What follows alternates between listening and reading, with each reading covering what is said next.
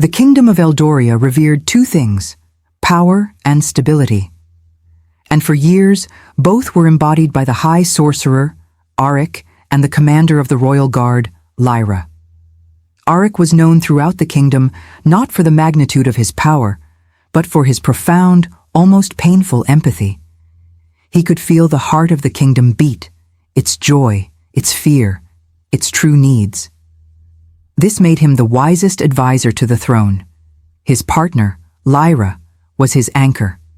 Tough, pragmatic, and emotionally guarded, serving as the immovable center of the kingdom's defense. Together, they were balance. They stood in the royal library's secure archive, examining a newly recovered artifact, a swirling serpentine obsidian mirror. It was rumored to be a relic of ancient fae, reflecting not reality, but the beholder's deepest, truest intentions. "I don't like it, Aric," Lyra stated, her voice sharp as she ran a gloved hand along the mirror's cool frame. "Intention is a fickle master. We should return it to the vaults." "It's knowledge, Lyra," Aric replied, his eyes filled with quiet curiosity. "If we understand how the ancients weaponized emotion, we can better protect ourselves." But before they could seal the artifact, a masked dark ritualist hidden in the shadows struck. Seeking to steal the mirror and destroy Eldoria's stability, the ritualist cast a desperate, chaotic curse, aiming to sever Aric's connection to his own empathy. The curse struck Aric like a physical blow. The moment the fey magic hit him, the obsidian mirror's power twisted the spell, permanently reversing the flow of his empathy. Aric, still stunned, looked desperately at a nearby royal guard standing watch. A wave of profound, raw fear, Aric's own fear for the guard's safety, washed over him. The guard instantly dropped his spear, his eyes wide and vacant. He was seized by an overwhelming, paralyzing panic, rushing backward with hysterical fear, crashing into a pedestal and triggering a cascade of alarms. "What did I do?" Aric gasped, recoiling, realizing the horrifying truth. He no longer sensed the emotions of others. He involuntarily projected his own internal emotion onto anyone he looked at. The curse was active. He was a walking weapon of emotional coercion. Aric, reeling from the realization, turned to Lyra. In that moment, he felt an agonizing, desperate surge of overwhelming, protective love for her, a desire to shield her from the disaster he had become. He locked eyes with his mate. Lyra's sharp gaze immediately softened, her rigid posture dissolving. Her eyes glazed over with a deep, unnerving, almost possessive devotion. "My Aric, I will protect you. I will only protect you," she whispered, her voice unnaturally thick with an intensity that terrified him. Aric broke eye contact, the projection instantly fading. Lyra snapped back to her guarded, professional self, but she was shaken. She looked at Aric, then at the hysterical guard, then back at Aric's desperate, masked face. Lyra's mind, always skeptical of emotional excess, reached a fatal conclusion. Aric had not been cursed. He had successfully seized a terrifying, coercive power and was intentionally testing it on her and the guard to consolidate his own control.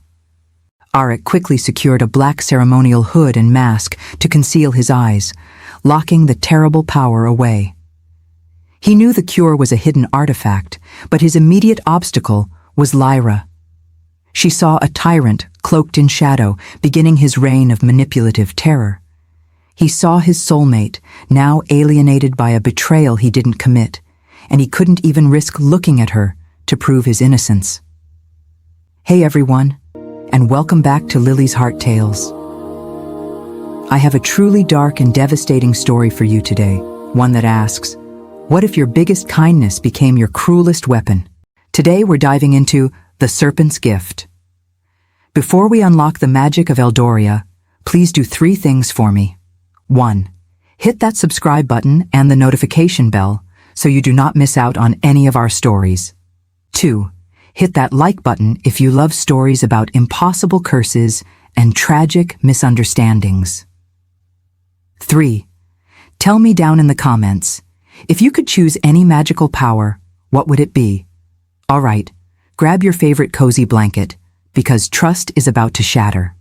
Let's dive in. Chapter 1. The High Sorcerer Aric now existed in a state of paralyzing terror. The mirror of truth curse had inverted his empathy, turning his internal emotional state into a destructive, coercive force. To protect the court, he was forced into immediate, agonizing isolation. Aric was required to address the royal council to explain the alarming incident in the library and quell the rising panic. He entered the grand hall hooded and masked, a figure of shadow, where once he was a source of light. He moved with unnatural stillness, fighting every natural impulse to convey sincerity, warmth, or trust. He spoke, his voice muffled by the thick ceremonial cloth, addressing the nervous assembly. I regret the disturbance. An ancient magic was disturbed, and I require time for sequestered study to contain it. As he spoke, Aric felt a surge of immense determination, the necessary resolve to appear calm and authoritative despite the internal chaos. He forced his mind to focus on this single emotion, believing it to be the safest, most neutral authority he could project. Unfortunately, the heavy hood was not perfect. A minute gap near his nose allowed a fractional glimpse of his eyes to meet the chief royal advisor, Lord Corvus, a highly skeptical and powerful political figure. Lord Corvus was instantly overwhelmed by Aric's internal determination. He did not feel calm resolve. He was seized by a fit of blinding, unshakable fanaticism. Corvus rose from his seat, his eyes blazing, his face rigid with irrational resolve. "Containment! No!" Corvus roared, slamming his fist onto the council table. "This sorcerer is speaking of containment when the kingdom requires aggressive action. We must immediately mobilize the Western legions, seize the northern mines, and demand tribute from the neighboring territories. Our determination must be absolute." The other council members, watching Corvus's sudden manic shift from nervousness to irrational fervor, were momentarily stunned. Aric, recognizing his own exaggerated determination reflected back as terrifying aggression, stood frozen. He had tried to project authority, and had instead manufactured a zealous tyrant in seconds. Aric realized the danger was not just in what he felt, but the intensity with which his powerful psyche felt it. His normal, measured determination became a manic, unshakable rage in the minds of others. His simple internal emotional state was now capable of starting a war. He withdrew instantly, retreating from the hall with a forced, silent haste that left the council in confused chaos. He had succeeded only in confirming their rising fear. The High Sorcerer was now dangerously unstable, and worse, a frighteningly manipulative tyrant. Lyra, the royal guard commander, had observed the entire exchange from the high balcony overlooking the grand hall. Her sharp eyes, trained to detect political deception and emotional instability, missed nothing. She had been shaken by the brief, unnatural surge of possessive devotion Aric had projected onto her in the library, and now, seeing Lord Corvus's sudden, manic shift, her deepest suspicions hardened into conviction. Lyra did not see a cursed man struggling to survive. She saw the chillingly precise manipulation of an aspiring tyrant. The initial love surge, the sudden panic from the guard, and now the manufactured aggressive determination of the chief advisor, all confirmed a pattern. Aric was intentionally testing the mirror of truth to neutralize opposition and secure dictatorial control under the guise of an ancient curse. His mask wasn't protection, it was concealment. She tracked Aric down immediately to the seclusion of his private study, the door guarded only by her personal, trusted sentries. She found him slumped over his desk, still hooded, frantically reviewing ancient scrolls, his body vibrating with controlled anxiety. "Remove the mask," Lyra commanded, her voice low, cold, and carrying the authority of her rank. Aric flinched, not from fear of her, but from the terror of his own power. "I cannot, Lyra. You saw what happened to Corvus. A single glimpse, and I turn your resolve into madness." I saw what you did to Corvus, Lyra corrected, stepping closer. He demanded the seizure of the northern mines, a move you have advocated for years, using language only you would use. Do not insult my intelligence by pretending that was an accident. You needed military pressure on the council, and you achieved it by infecting the chief advisor with your own overwhelming ambition. Her jaw tightened. And that smothering devotion you showed me in the library? That was the test, wasn't it? To see if you could make me your puppet. Aric straightened, the injustice of her accusation cutting deeper than any physical wound. Lyra, you must believe me. It is my emotion, but it is forced out. It is a curse, a prison, that forces my soul into the minds of others. If I feel determination, they become fanatical. If I feel rage, they become lethal. I am fighting to control my own breathing to avoid starting a riot. Lyra met his gaze, completely unmoved. Then control it, High Sorcerer, or I will control it for you. She gripped the hilt of her ceremonial blade, her stance betraying a profound, bitter disillusionment. I am the commander of the Royal Guard. My duty is to protect this kingdom from threats. You may be my mate, but if you are truly so reckless with this coercive power, whether intentional or not, you become the single greatest threat to Eldoria. I will be watching you, Aric. One more use of that power for self-gain, and I will remove you from the throne myself. Lyra turned and left, the silence of the study amplifying the crushing weight of their shattered trust. Aric was truly alone, viewed as a calculating tyrant by the only person who mattered. Chapter 2. Aric knew he needed two things to proceed with the cure: the translated location from ancient scrolls and absolute control over his internal emotional state. Isolated in his study, surrounded by the necessary fragile paperwork, his greatest challenge was not external threats, but the constant, involuntary presence of the royal staff. A soft knock came at the study door. Aric, masked and hooded, granted entry to Maeve, a young chambermaid known for her loyalty and timid nature. She carried a stack of aged, fragile parchment detailing ancient cartography, essential for finding the cure. Her hands trembled slightly with nervousness and the awe of addressing the High Sorcerer in his isolation.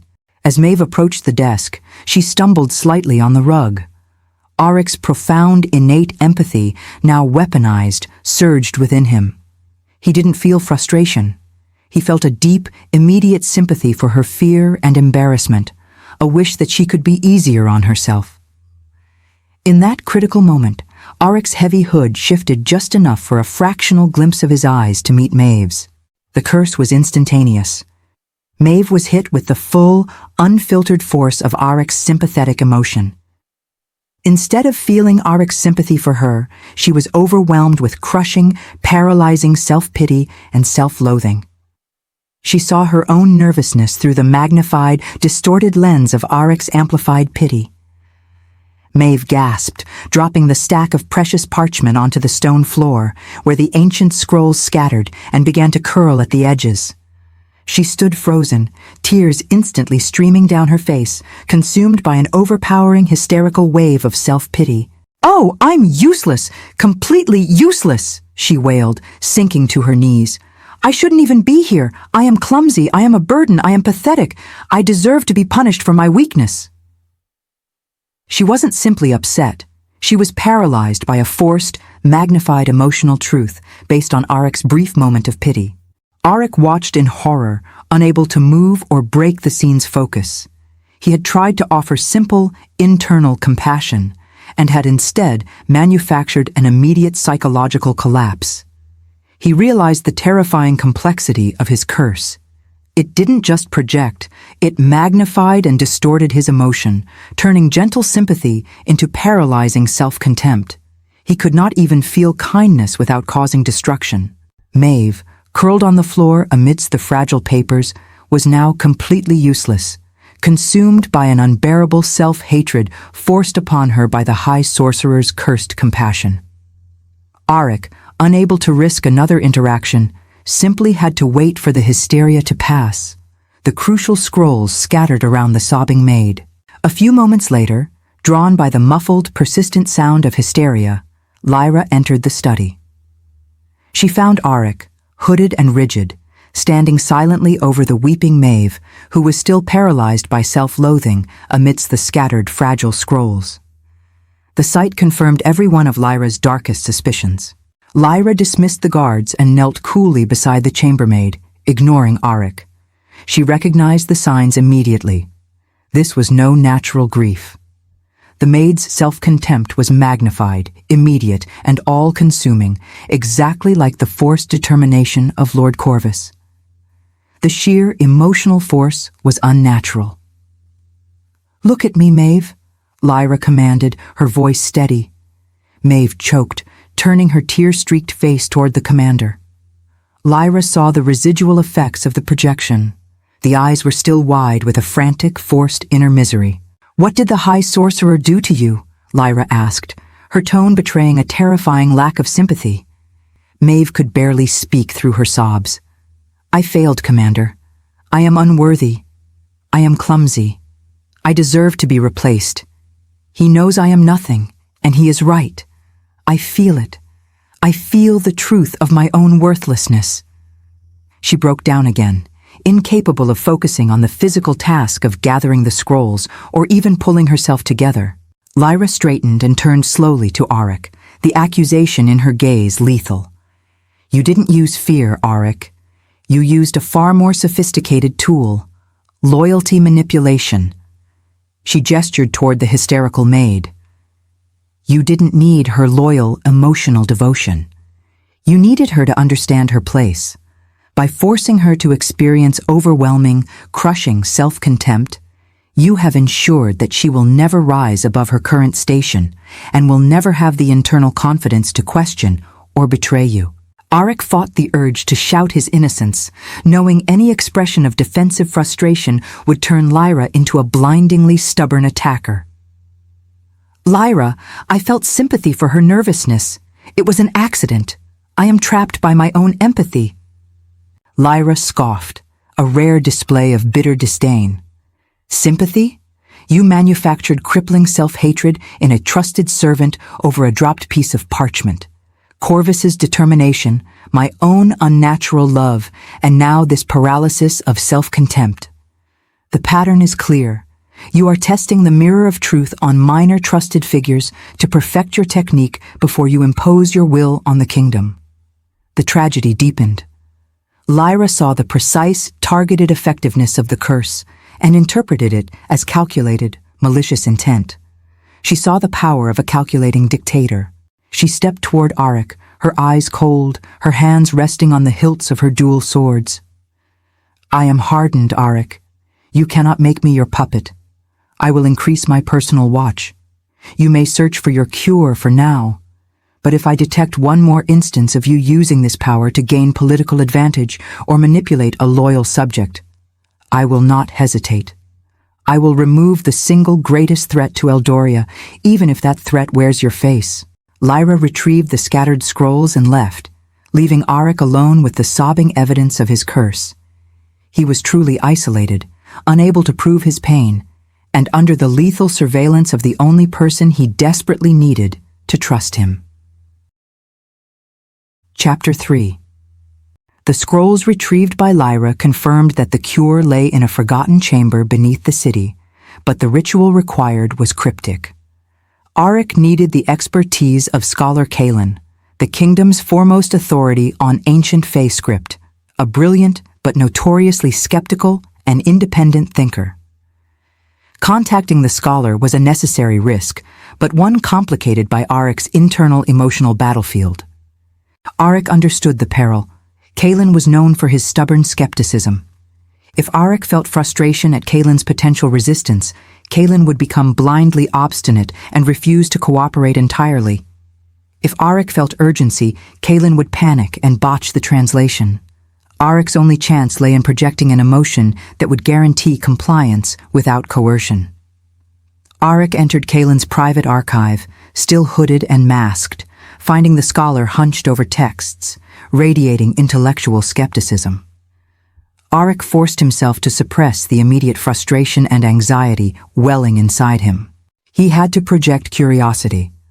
Not casual curiosity, but a focused intellectual craving, an emotion Kalen valued above all else.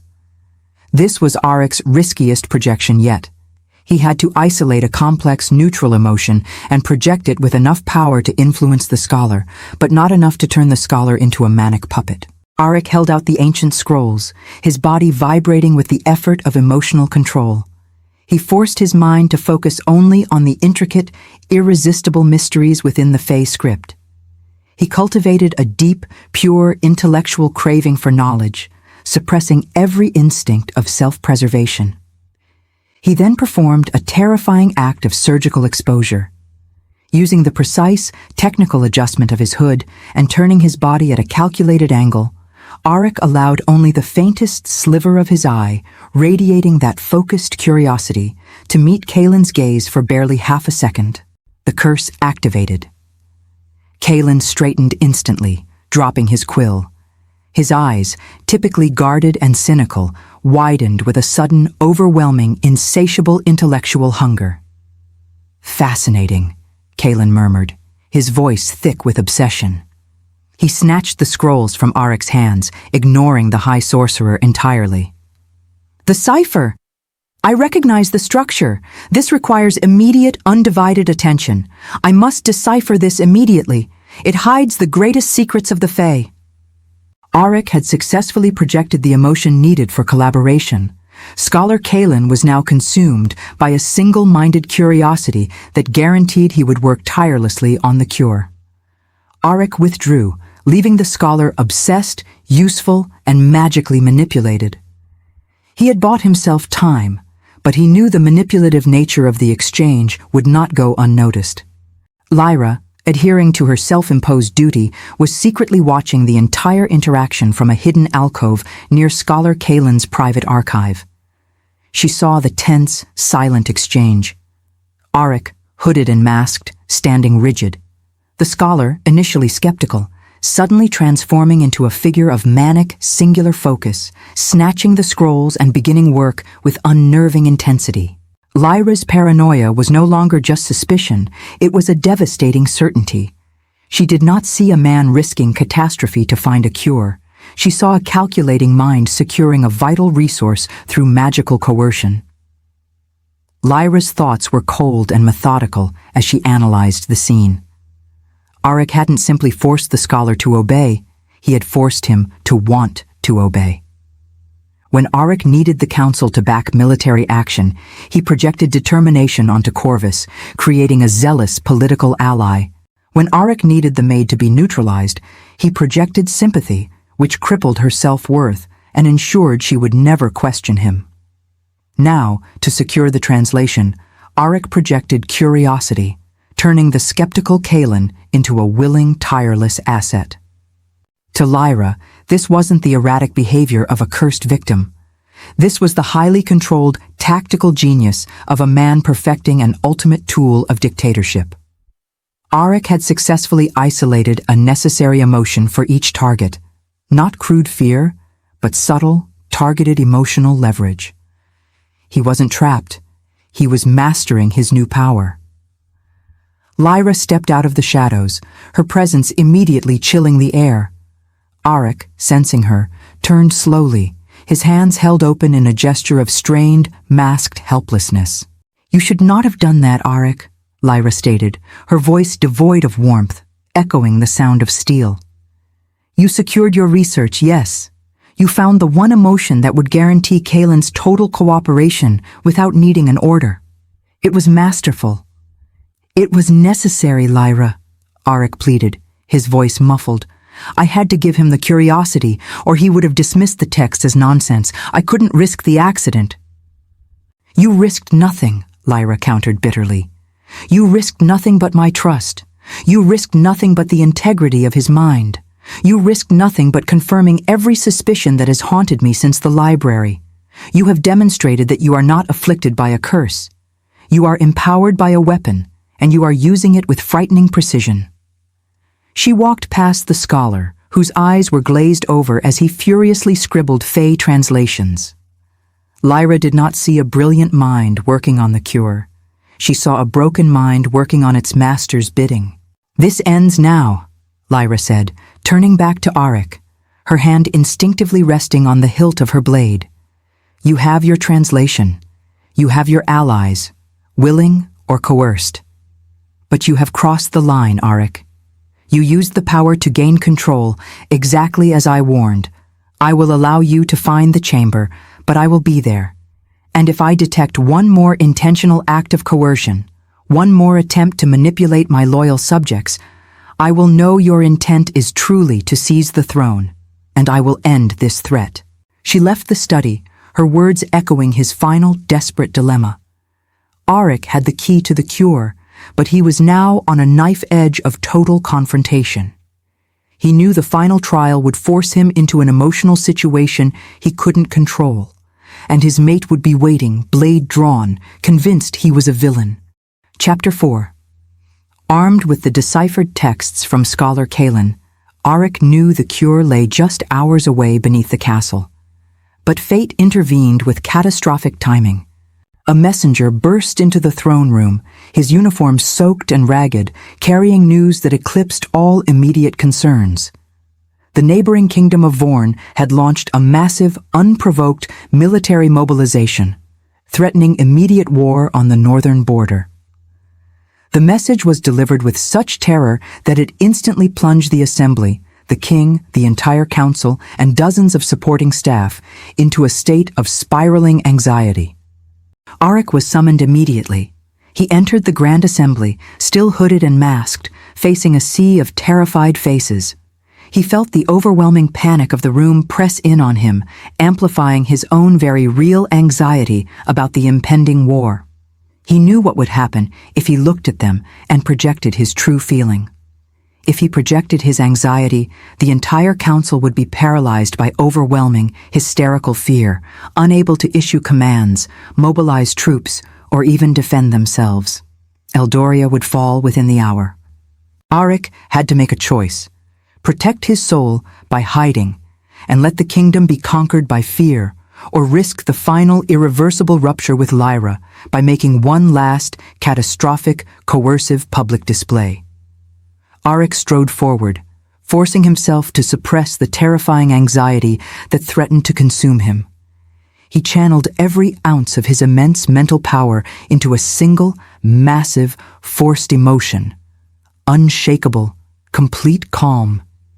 He forged an emotion so profound it felt like a lie even to himself. He lifted his mask just enough to project his gaze over the entire assembly, meeting the panicked eyes of the king, the council, and the dozens of guards and advisors. The mirror of truth responded with brutal effectiveness. The entire assembly went still. The overwhelming, unnerving calm projected by Aric washed over them all.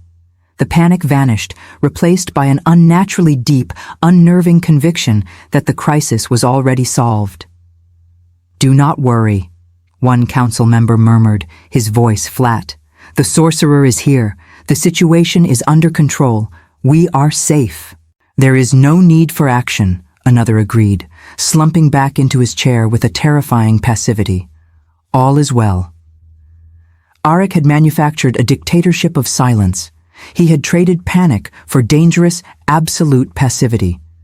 The entire governing body was rendered completely and dangerously passive and incapable of responding to the very real military threat. Yet they were safe from their own fear. Aric quickly lowered his hood and retreated from the room, knowing the king and his council, frozen by their manufactured calm, would take no action to defend the border. He had saved them from themselves, but he had solidified the appearance of a dictator who had just mentally enslaved the kingdom to seize control at the moment of crisis. Lyra stood hidden behind the main columns of the throne room, her face white with horror and cold certainty. She had witnessed the entire chilling display, the panic and fear of the council instantly washed away by a paralyzing, unnatural calm. The military threat was real, yet the kingdom's entire governing body sat inert, their minds enslaved by Aric's forced tranquility. To Lyra, this wasn't accidental magical instability. This was the calculated, final move of a dictator. Aric hadn't solved the crisis. He had rendered the government redundant, seizing absolute control at the moment of maximum vulnerability. Lord Corvus's fanatical aggression had been a test run. The king's total, unnerving passivity was the final coup.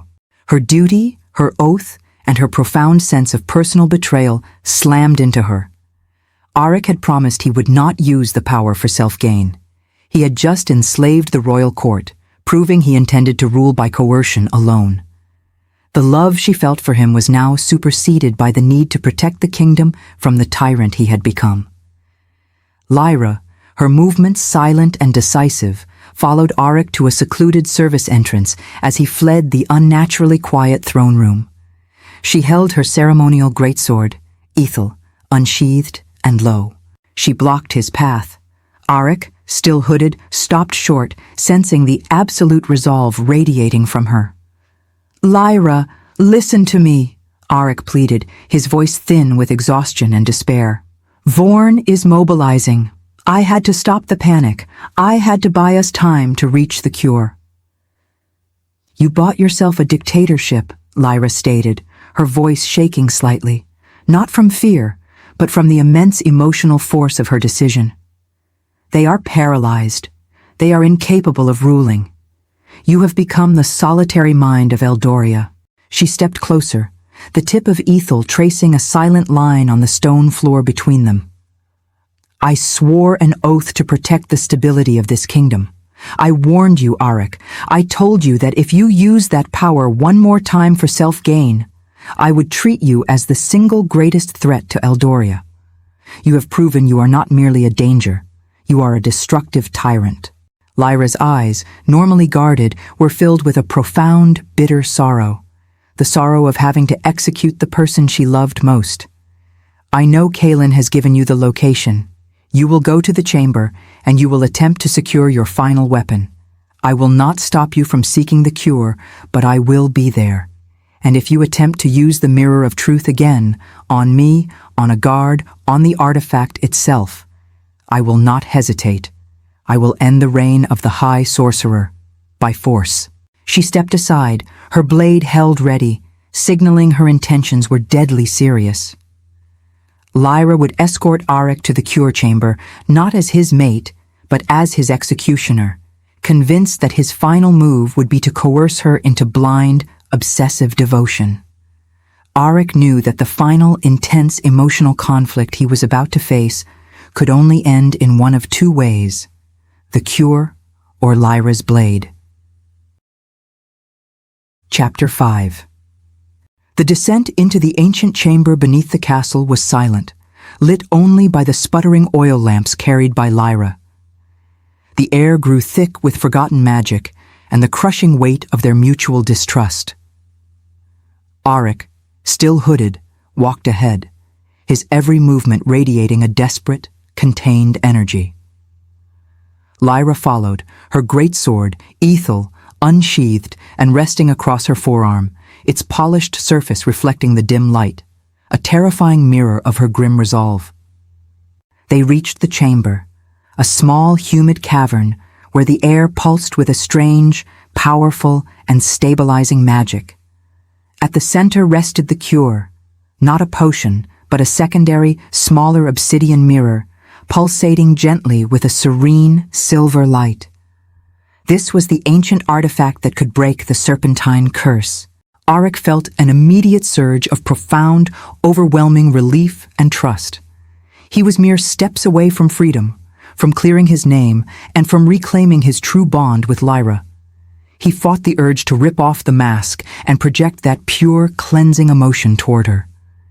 He knew projecting that overwhelming trust would instantly turn Lyra into his blindly trusting, devoted slave, proving her every accusation. Lyra stopped at the entrance, her stance immovable. She saw Aric reach for the final artifact, his body trembling. She interpreted his emotional intensity as the final, desperate move of a tyrant securing ultimate control. She was convinced he was about to project obsessive devotion onto her to make her swear eternal fealty to his new regime. "Stop!" Lyra commanded, her voice ragged with the pain of necessary betrayal. "Don't touch the mirror. If you secure that power, it will be irreversible." Aric, desperate, turned slightly toward her, his voice muffled. "It's the cure, Lyra. It breaks the curse. I am not trying to coerce you. I am trying to save us." Lyra saw the plea, but her paranoia translated it as a feigned weakness, a distraction. She saw the tension in his shoulders and assumed he was preparing the final psychic strike. She believed she had run out of time. With a heartbroken cry that was more duty than rage, Lyra launched her attack. She moved with the speed and precision of the Royal Guard commander she was, aiming Ethel's heavy blade not to kill, but to incapacitate, shatter the mask, and sever his connection to the magic. Aric, who had been focused entirely on suppressing his overwhelming trust, was forced to choose. He could deflect the blow with a spell and survive, but the strong defensive magic would amplify his internal, desperate fear of dying, projecting paralyzing terror onto Lyra and rendering her unable to fight or think. Lyra's blade whistled through the air, heading straight for his head. Aric knew he had seconds to act. He had to perform the ultimate act of magical sacrifice to prove his innocence and give the ancient cure artifact a chance to function. Lyra's greatsword, Ethel, was screaming toward Aric's head. He had two choices: project fear and paralyze her, or project defensive magic and risk his emotional honesty being lost forever. He chose neither. In the moment before impact, Aric ripped off his mask and hood, revealing his face, a face etched with agonizing pain, fear, and love. He didn't move to deflect the blade.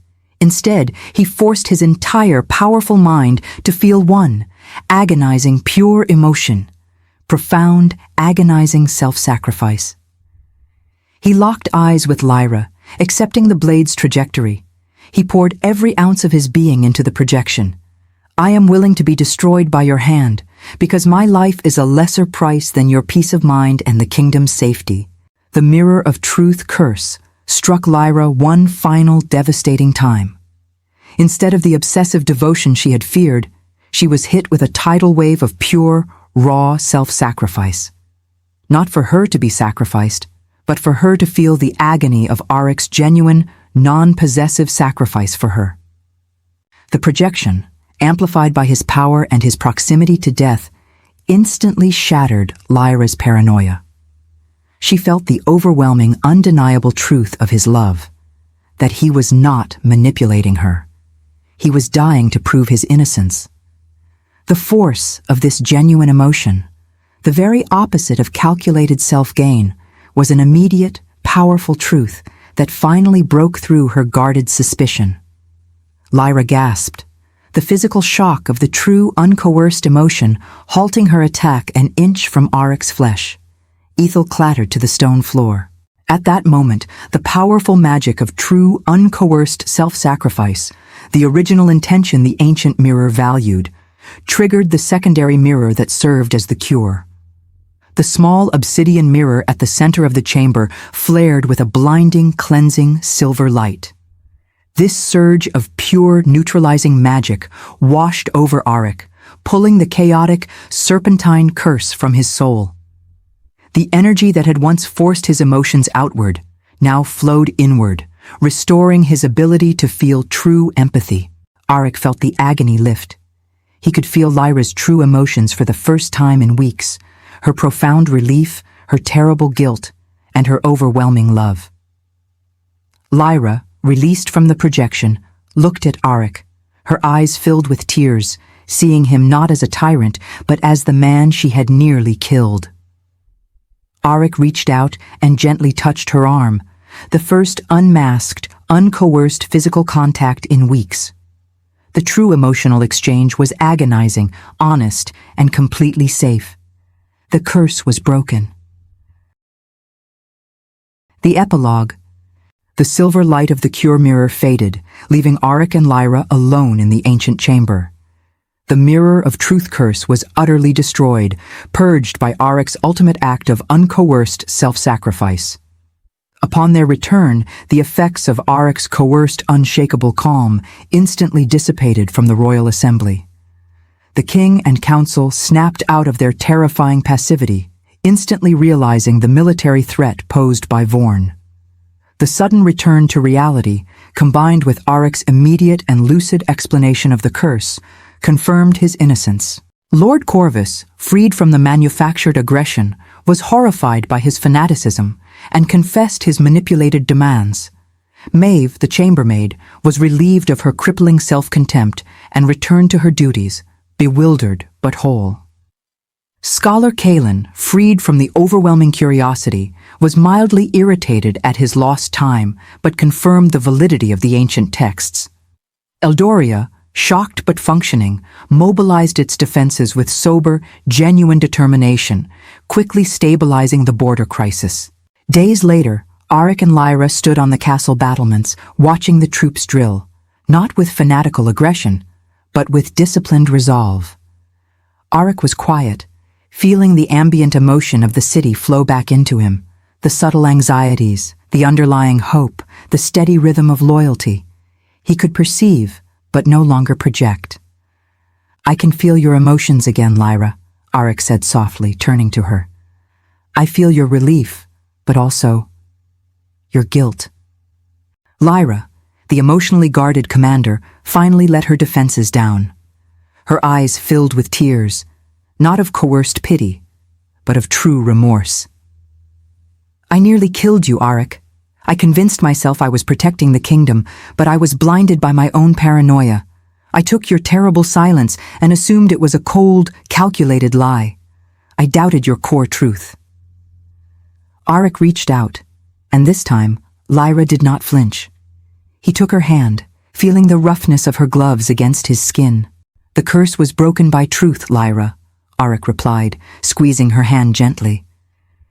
"It was broken by the only thing the serpentine mirror could not twist, my genuine, uncoerced willingness to sacrifice my life for your peace of mind. You could not see my honesty with your eyes, but you could feel it when I risked my life to show it." Lyra knew her analytical, pragmatic mind had failed her when it mattered most. She had learned a profound truth. True emotional connection wasn't based on perception or empathy, but on intentional, tested trust. Her mate had endured an agonizing prison of isolation, and she had been his jailer. Their bond was now deeper, rooted not in easy empathy, but in the profound, tested knowledge of Aric's vulnerability and Lyra's proven, yet painful, commitment to him. Aric wore no hood, and Lyra's watchful gaze was now softened by understanding. The mirror of truth had nearly destroyed them, but in forcing Aric to risk everything for her belief, it had forged a connection stronger than any magic.